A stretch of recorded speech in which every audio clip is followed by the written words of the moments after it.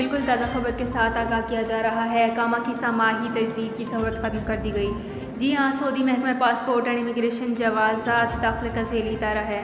ایسے غیر ملکی جو انفرادی ویزے پر مقیم ہیں، ان کا اقامہ کم از کم 1 برس کے لیے ہی تجدید کیا جاتا ہے، اس سے کم ان کا اقامہ تجدید نہیں ہوگا۔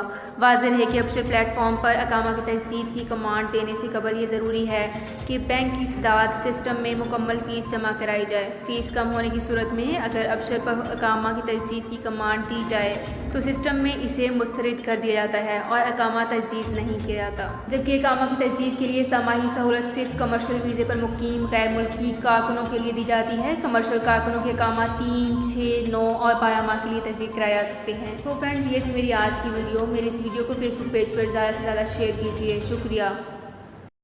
سعودی عرب میں مقیم غیر ملکیوں کے لیے بہت بڑی خوشخبری آ گئی ہے۔ اب کوئی بھی شخص جو اپنے ملک جانا چاہتا ہے اور اس کا اقامہ ایکسپائر ہو یا اقامہ ویلڈ ہو، شرکہ بند ہو، مسسہ بند ہو یا کفیل چھٹی نہ لگا رہا ہو یا کوئی بھی مسئلہ ہو، تو آپ ہمارے ساتھ رابطہ کریں۔ ہم انشاءاللہ آپ کو 3 دن کے اندر اندر ایمبیسی کے ذریعے آپ کا خروج لگا کر آپ کو آپ کے ملک واپس بھیج دیں گے۔ کوئی بھی انڈین، پاکستانی، نیپالین، بنگلہ دیشی، سری لنکن یا کسی بھی ملک کا ہو، وہ آسانی سے بغیر کسی پریشانی کے اپنے ملک واپس جا سکتا ہے۔ جی ہاں، اسکرین پر آپ کے سامنے جو نمبر شو ہو رہا ہے، اس پر آپ کانٹیکٹ کریں۔ انشاءاللہ 3 دن کے اندر اندر آپ کو آپ کے ملک واپس بھیج دیا جائے گا۔ مطلوب کیس والے رابطہ نہ کریں۔ شکریہ۔